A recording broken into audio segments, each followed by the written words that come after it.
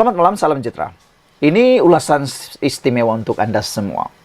Baru-baru ini kita dikejutkan dengan ugutan daripada lelaki yang turut mengugut Anwar Ibrahim sebagai Perdana Menteri di Facebook.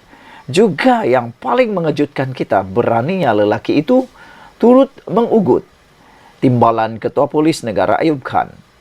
Bagi kita semua yang normal pemikiran, yang juga mempunyai pemikiran yang waras, siapalah yang nak berani mengugut Anwar Ibrahim, apalagi timbalan Ketua Polis Negara.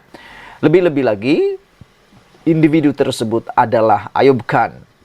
Kita tahu Ketua Polis Negara, timbalan Ketua Polis Negara ini yaitu Ayub Khan, adalah timbalan Ketua Polis Negara yang paling dihormati, yang amat ditakuti, bahkan begitu tegas sekali. Jadi tak tahulah di mana pemikiran waras lelaki tersebut sehingga berani pula mengugut dua pemimpin utama negara ini. Dan apa pendapat kamu semua? Patutkah lelaki itu dimaafkan saja atau untuk pengajaran patut dipenjarakan dan pula perlu dihukum dengan lebih berat? Karena kita lihat perbuatan memfitnah, perbuatan menabur fitnah, juga perbuatan mengugut kini menjadi-jadi. Kalau yang baru-baru ini, Anwar Ibrahim dan timbalan Ketua Polis Negara yang diugut, kali ini tidak ketinggalan, tidak terlepas, Menteri Pendidikan pula kali ini diugut oleh seorang lelaki. Tapi bersyukur kerana lelaki yang telah mengugut Menteri Pendidikan itu telah pun ditahan. Kali ini apa reaksi Anda? Apa yang perlu kita buat kepada orang yang suka mengugut ini? Adakah perlu dilepaskan atau perlu diberikan pengajaran? Kalau perlu diberikan pengajaran, kalau terbukti bersalah, apakah hukumannya? Ada yang mengatakan hukum saja 1000 tahun penjara, hukum saja 1 juta tahun penjara, atau sebat 25 kali, kata mereka. Tapi tak tahulah, kita perlu ikut undang-undang yang ada di Malaysia.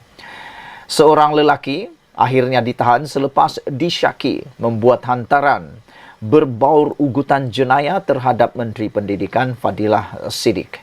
Pengarah Jabatan Siasatan Jenayah JSJ, Datuk Seri Muhammad Suhaili Muhammad Zain berkata, pemilik akaun di aplikasi X berusia 28 tahun itu ditahan di setapak Kelmarin. Permohonan reman mengikut Seksyen 117 Kanun Tata Cara Jenayah ke atas lelaki itu dibenarkan selama 3 hari. Setakat ini, 4 laporan polis diterima berhubung isu sama, katanya dalam kenyataan semalam. Muhammad Suhaili berkata, kesiasatan disiasat mengikut Seksyen 507 Kanun Keseksaan dan Seksyen 233 Akta Komunikasi dan Multimedia 1998. Katanya, kes masih di peringkat siasatan dan polis menasihati orang ramai supaya tidak membuat spekulasi yang boleh mengganggu siasatan. Orang ramai turut diingatkan supaya cakna dan prihatin terhadap isu sensitif, terutama membabitkan keselamatan serta kegentaran awam ketika menggunakan media sosial, kata beliau. Saudara-saudara sekalian, perkara yang memang kita nak cuba elak ialah perbuatan-perbuatan seperti ini. Janganlah sampai mengugut menteri pula. Kalau dah tak puas hati sekalipun, janganlah sampai menyebabkan anda boleh didakwa. Kalau tak puas hati, tulis surat. Buat laporan yang tepat. Buat laporan yang lebih mengikut saluran yang betul, bukan melalui media sosial, bukan juga melalui cakap-cakap atau sebagainya. Ingat, anda dan kita semua diperhatikan 24 jam. Sebelum kita berpisah, sila tinggalkan komen anda. Apakah perlu diberikan permohonan maaf kepada lelaki ini selepas kalaulah beliau tiba-tiba memohon pengampunan, memohon maaf secara terbuka selepas membuat ugutan tersebut, ataukah kita perlu memberhentikan sudah budaya memaafkan secara 100% dan perlu dihukum terus terpulang pada anda. Tapi pada pendapat saya, dua-dua perkara itu perlu dipertimbangkan sebaik-baiknya karena ada pro dan kontranya. Namun demikian, kita sebagai rakyat Malaysia harus tahu sempadannya, harus tahu di mana perlu dan di mana tak perlu. Sekian dulu Malaysia kita punya, kita jaga sama-sama, cintai Malaysiaku. Bye-bye. Selamat petang, salam sejahtera. Terima kasih karena bersama dengan saya di Nazlin Unity Channel. Ini satu kejutan daripada UMNO berkaitan dengan dua ahli parlimen bersatu sokong Anwar Ibrahim. Akhirnya UMNO buka cerita. UMNO menyatakan bahawa tak terlibat pujuk ahli parlimen pembangkang sokong Perdana Menteri. Ahli MKT UMNO Ahmad Maslan berkata, tiada keperluan untuk berbuat demikian kerana kerajaan perpaduan sudah mempunyai 148 ahli parlimen. Benarlah kan? Buat apa lagi nak ugut sini, ugut sana, nak pujuk sini sana, nak bagi habuan ke macam mana pun sekali yang dituduh oleh Perikatan Nasional kononnya Anwar Ibrahim ataupun pihak-pihak lain ataupun sesiapa pun yang dinyatakan sebagai mengugutlah, memancing undi lah, memancing ahli parlimen lah, apa lagi ya, cuba memujuk dan sebagainya. Memang secara logiknya, buat apa mereka nak paksa lagi? Secara logiknya, buat apa Anwar Ibrahim cuba mau pancing-pancing lagi mereka, sedangkan Anwar Ibrahim telah pun mempunyai majoriti yang sangat besar di parlimen. Sudah 148 ahli parlimen.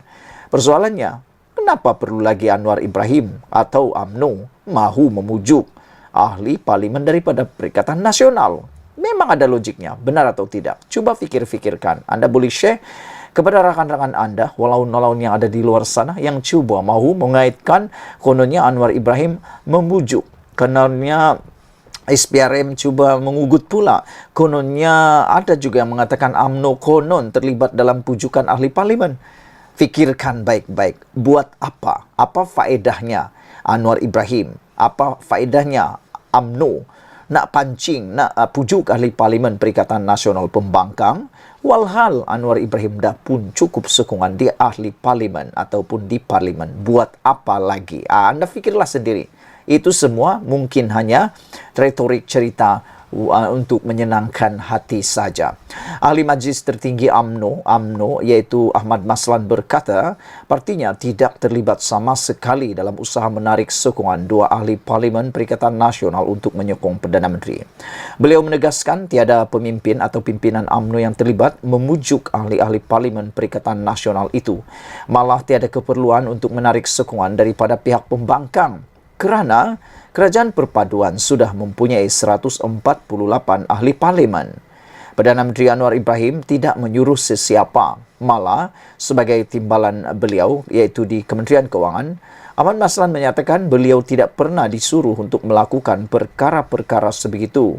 Kerana kerajaan sekarang kuat dan stabil, katanya pada sidang media selepas sebuah acara di Air Boloi Pontian hari ini.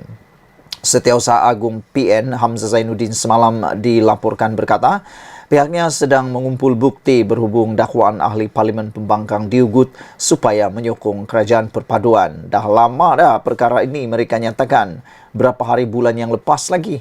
Tapi sampai ke hari ini laporan polis pun tidak dibuat, laporan siasatan pun tiada dibuat, bukti-bukti pun masih belum lagi diberikan langsung. Jadi, ialah kita tunggu sajalah. Mereka sedang mengumpulkan bukti, kata Hamzah Zainuddin. Ahmad Maslan yang juga timbalan pengerusi UMNO Johor berkata, ahli parlimen sekadar boleh menyatakan sokongan memandangkan mereka terikat dengan Akta Anti Lompat Parti jika sebelum ini lompat terjadi apabila kerajaan tidak stabil. Namun pada masa kini sudah ada Akta Anti Lompat Parti, ahli parlimen sudah tidak boleh keluar daripada parti, katanya. Kuala Kangsar, Iskandar Abdul Khalid dan Labuan Suhaili Abdul Rahman tidak keluar daripada bersatu tetapi sekadar menyatakan sokongan kepada Perdana Menteri. Dilaporkan pada Isnin lepas, Suhaili menyatakan sokongan kepada Anwar Ibrahim selepas mengambil kira permasalahan rakyat Labuan yang berdepan kos sara hidup semakin tinggi serta gangguan bekalan air dan bekalan elektrik yang berterusan. Suhaili ialah wakil rakyat bersatu kedua yang menyokong kepimpinan Anwar Ibrahim selepas Iskandar Zulkarnain berbuat demikian pada 12 Oktober.